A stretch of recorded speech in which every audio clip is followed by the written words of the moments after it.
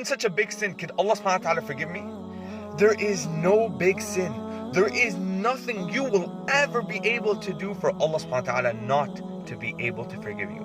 You have a generous and a forgiving Lord. Ask Him and He's going to forgive you, inshallah. Do you feel like Allah does so much for you but you don't know how to thank Him properly? Say this with me. Allahumma ma asbaha bi min ni'matin aw min ahadin min khalqik faminka wahdaka la sharika lak falaka alhamdu wa laka ash-shukr. Don't be lazy. Say it in the morning and the night. Be thankful to Allah. Peace. Feeling ugly and low self-esteem are an amazing combination for shaitan to get you to remove the hijab or to start showing more skins or for the brothers to start flirting with them sisters. Allah subhanahu wa ta'ala says in the Quran, الشيطان يعدكم الفقر ويأمركم بالفحشاء. Shaitan, when he sees you in that low state, when he sees that you don't feel pretty, he starts commanding you. You're never going to get married. Nobody's ever going to want you. Start showing some skin. Brothers, start flirting with them sisters. And that's how shaitan gets you to do your sins. So guys and girls, feel beautiful. Allah subhanahu wa ta'ala created you. You are beautiful and know your value. Because once you don't know your value, you're going to wait for somebody else to tell you how much you're worth. Peace. I don't want to make anybody feel bad, but losing weight is part of Islam. Once Umar ibn Khattab saw a man with a big stomach and he says, what is this curse from Allah? So guys, don't have a big stomach. Try to lose the weight. Try to eat healthy. Try to be good for your spouse. And even if you're married, try to look good for your wife, man. Let's go.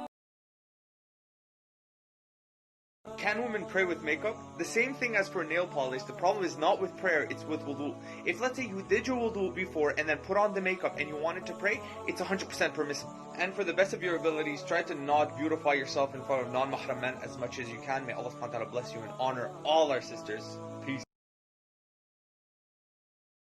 Guys, I don't know who needs to hear this, but lying is still a sin. Yeah, you can't lie still. There's nothing that changed. Don't lie. Always keep it halal. Keep your tongue clean. Peace.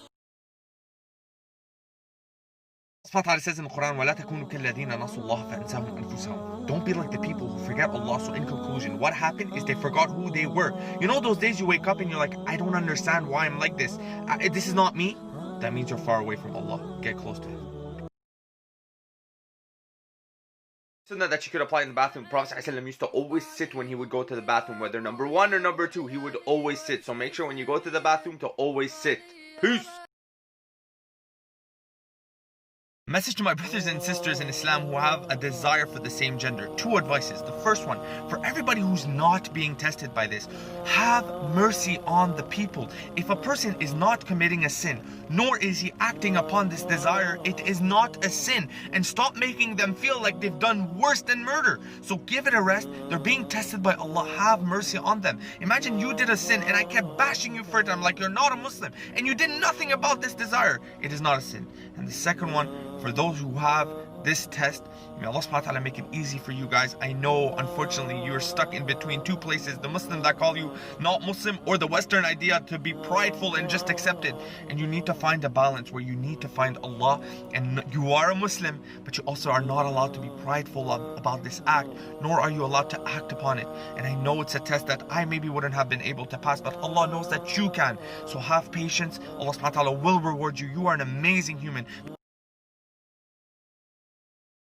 Yo, can we take a minute and talk about that circular argument where if you see somebody's doing something wrong, you tell them that's wrong, somebody comments, you're judging, where technically they're judging your comment because you're judging. So how about we stop this whole pretending nobody's judging anybody and go back to the book of Allah and do what He says. Peace.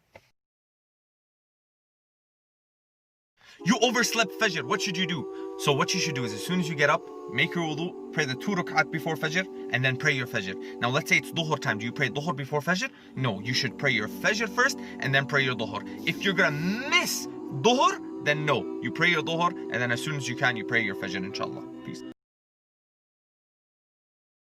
If you touch your private parts with desire, you lose your wudu. If you touch your private parts and pre-cum comes out, you lose your wudu. And if you touch your private parts and actually sperm comes out, you have to take your shower. Talking bad about your brother is a major sin. Even if you're ready to say it in front of his face, even if whatever you're saying is true, it is not permissible. It's a major sin. And even if he's some famous YouTuber, TikToker, anything, do not talk bad about your brothers. Peace.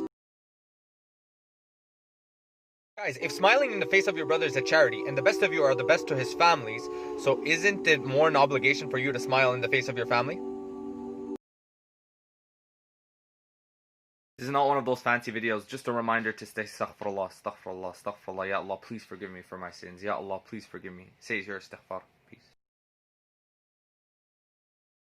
Not every hijabi or Muslim guy is a representative of Islam. Sometimes they might do things that are right, sometimes they might do things that are wrong. Doesn't mean that they do it that they're representing Islam. Get your Islamic knowledge from people that are reliable. Even me, if I do something wrong, call me out on it. Peace.